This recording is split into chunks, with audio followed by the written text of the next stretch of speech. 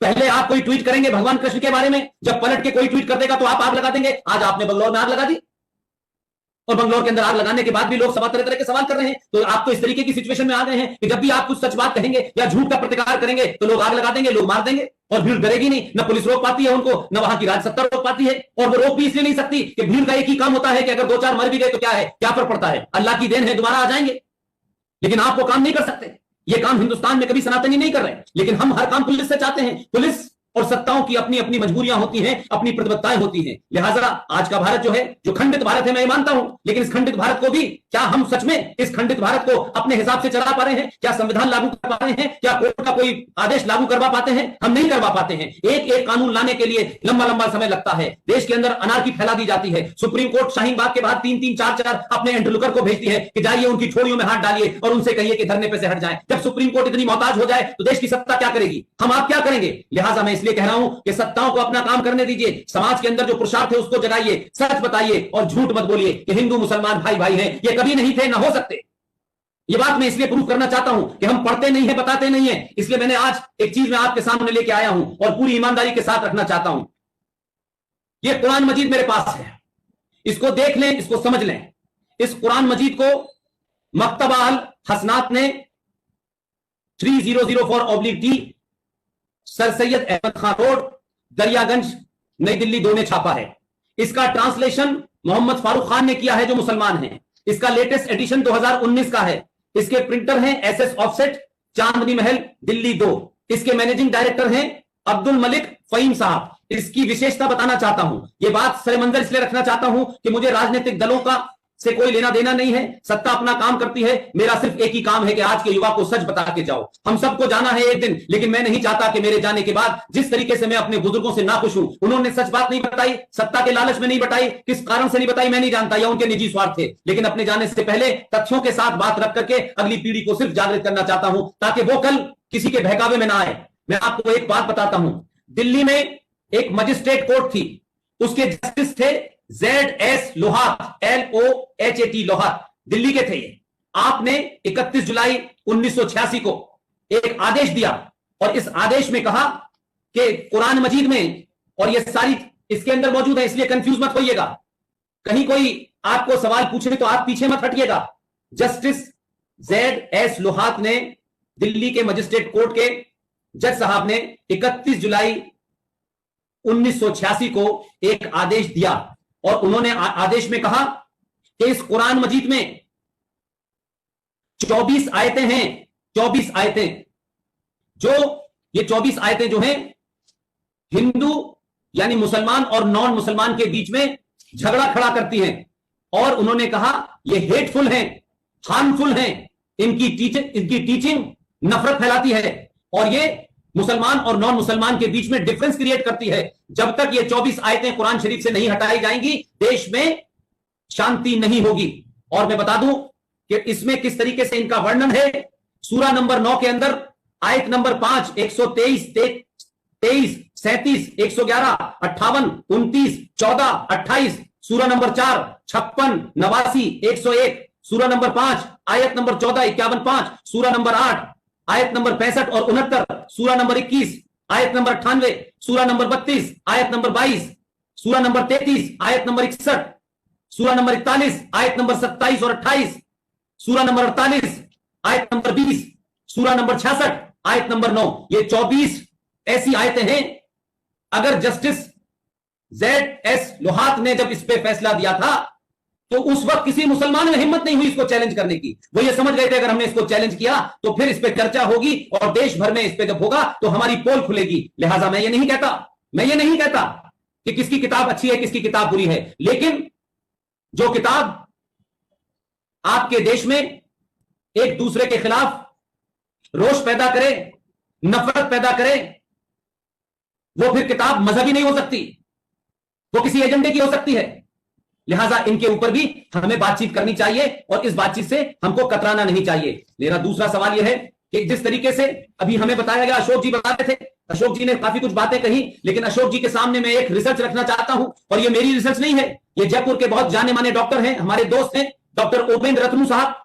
हम सब लोगों ने मिलकर यह निर्णय लिया है कि 2014 में जब भारत राष्ट्र के अंदर सरकार बदली, उस सरकार के बदलने से लेकर दिसंबर 2019 तक हमारे यहां छोटी छोटी बातों की बड़ी चर्चा होती है।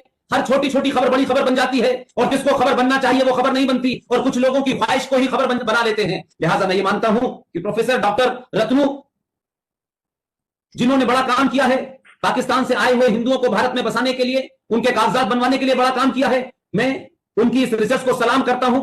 और उन्होंने निर्णय लिया है कि पूरे देश में 2014 से लेकर दिसंबर 2019 तक भारत के अंदर 106 सनातनी हिंदुओं की हत्याएं की गई हैं, और ये हत्याएं करने वाले मुसलमान हैं, और इनको इस तरीके से किया गया है जिससे कि किसी को पता ना चले। उन्होंने इसके लिए एक पूरी रिसर्च करने के बाद इसको हम तमाम सारे लोग पूरे देश में एक साथ रिलीज करेंगे। उसमें उस मरने वाले का नाम, उसकी उम्र, उसके पिता का नाम, उसके मोहल्ले का नाम, कब हत्या हुई, किस हथियार से हत्या हुई, कौन लोग मुलविस थे, ये पूरी रिसर्च है। अगले 10-12 दिन में शायद हम पूरे देश के सामने उसे रखेंगे। लेकिन एक उनकी जो रिसर्च है वो मुझे बहुत समझ ऐसी लगती है, जो उन्होंने बहुत गहरे अध्ययन के बाद बनाई है, और मैं उससे पूर्णतः सहमत हूं। उसको उन्होंने नाम दिया है, ये तमाम युवा इसको सुने, ध्यान से सुने, चाहे तो लिख लें। इसमें है रैंडम। रैंडम कहते हैं अकस्मात, अनसीजिंग यानी अनवरत, लगातार चलने वाली, लो लेवल लघु श्रेणी की, स्कैटर्ड वायलेंस मतलब छितरी हुई हिंसा। इसलिए इसको मैं आपके सामने रखूंगा तो आपको लव जिहाद, लैंड जिहाद, गजवाए हिंद, दारुल हरब, दारुल इस्लाम, ये तब सब कुछ समझ में आएगा। इसमें उन्होंने फरमाया है, उसमें ये बता रहे हैं डॉक्टर रत्नू कि ये जो रैंडम है, रैंडम का मतलब है कि कहीं भी there is no pattern to this, hence काफिर कैन नॉट प्रिडिक्ट, या नहीं जहां हिंदू रहते हैं वो इस बात को सोच भी ना पाए, अकस्मात यकायक कुछ भी घटित हो जाएगा। अनवरत, अनसीजिंग, इसका मतलब है कि ये लगातार, या नहीं 7वीं सेंचुरी से, मोहम्मद बिन कासिम से, राजा ताहिर से होते हुए ये सारा का सारा जो सिस्टम चल रहा है, आज भी वही सिस्टम है। लघु श्रेणी की मींस लो लेवल की, या नहीं आप यहां पे कर दी, फिर थोड़ी देर के बाद कहीं और कर दी, फिर कहीं और छोटी सी हिंसा कर दी, तो आपने कंटिन्यूअस इसको बरकरार रखना है। और लास्ट में है scattered violence. Scattered violence is the most deadliest weapon of Islam. It is part of the Islam, it is part of the theory and ideology. इसमें कहा गया है कि आप, इसमें ज्योग्राफी का कहीं कोई चक्कर नहीं है, पूरी दुनिया में कहीं भी हो सकती है, किसी तरीके भी हो सकती है। लंदन के फुटपाथ पे एक जिहादी बस लेके 5 लोगों के ऊपर चढ़ सकता है। श्रीलंका के अंदर चर्च में जाकर के कोई किसी को यकायक मार सकता है। यकायक दिल्ली के अंदर अंकित शर्मा नाम के आईबी के ऑफिसर को मार दिया जाता है। आप राजस्थान में कोई आदमी भारत के प्रधानमंत्री के आह्वान पर थाली बजाता है, दिया जलाता है, उसका मर्डर कुल्हाड़ी से काट के कर दिया जाता है। तो आपने इस पूरी जो सोच है उसके पीछे एक ही मकसद है कि आप रैंडमली ऐसे काम करो। और यह भी इसमें कहा गया है कि इतनी हिंसा करो जिससे कि हिंदू डरे, लेकिन इतनी भी हिंसा ना कर दो कि हिंदू यूनाइट हो जाए।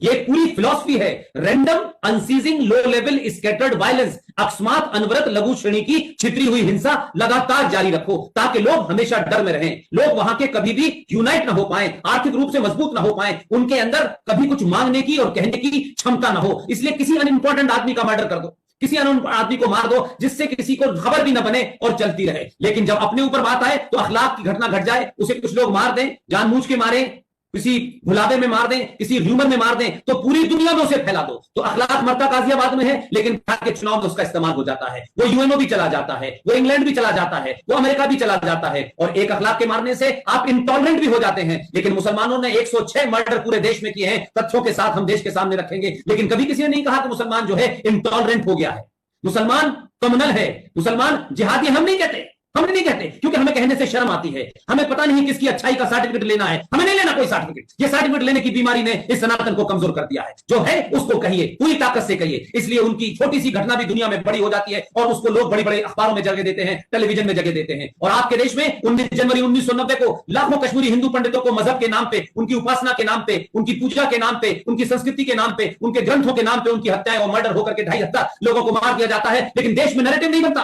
पूरी दुनिया में इंटॉलरेंस नहीं होती। यही फर्क है, यही चैलेंज है, यही तीसरे जो 2.5 युद्ध में जो आधा युद्ध है, यही मुझे और आपको लड़ना है। और ये चल रहा है लगातार, इसकी स्पीड बढ़ती चली जा रही है, क्योंकि जैसे जैसे सनातनी अपने संस्कारों की ओर बढ़ रहा है, सनातनी जैसे जैसे अपने पूर्वजों की तरफ बढ़ रहा है, अपनी संस्कृति की तरफ बढ़ रहा है, अपने इतिहास की तरफ बढ़ रहा है, तो लोगों को अब यह डर लगने लगा है कि कहीं ऐसा ना हो कि बहुसंख्यक समाज को जो हमने हजारों साल की झूठ की घुट्टी पिलाई थी, अगर ये घुट्टी का नशा उतर गया तो फिर हम बहुत मुश्किल में पड़ जाएंगे। इसलिए नए नए आते हैं, कोई पीले रंग की टोपी लगाता है, कोई केसरिया रंग की टोपी लगा करके टेलीविजन पे आके बैठ जाता है, कोई काला चश्मा लगाता है, किसी की इतनी दाढ़ी है, किसी की बकरा दाढ़ी है, अलग अलग तरीके से कोशिश करते हैं, नहीं नहीं हमें तो साथ रहना है। ये साथ रहने की आपकी ख्वाहिश वही होती है जहां सनातनी 5 से 10% होता है, और जहां कश्मीर होता है वहां आप बहुसंख्यक समाज को मार के निकाल जाते हो, वहां मल्यान बना देते हो, मेरठ बना देते हो, सहारनपुर बना देते हो, वहां मुरादाबाद हो जाता है, वहां संभल हो जाता है। इसलिए ये गलतफहमी हमें नहीं होनी चाहिए। इस देश के अंदर सरकारें हैं, फौज है, पुलिस है, सब कुछ है, लेकिन दिल्ली में कैसा कुछ हो जाता है, बंगलौर में कुछ कई कैसा हो जाता है, पूरा केरला का हाल आपने कश्मीर जैसा हो गया है, बंगाल आपके हाथ से निकलने लगा है। इस देश में करोड़ों रोहिंग्या मुसलमानों की पैरोकारी करते हुए लोग आजाद मैदान में आग लगा देते हैं, सेना के जो शौर्य का स्थान बना है उसे लात और जूतों से मार मार के तोड़ देते हैं। वो जूतों से मारना, लातों से मारना सेना के उस शौर्य के प्रतीक को तोड़ने से उनके अंदर बसी हुई नफरत नजर आती है। आज भी अनारकी है,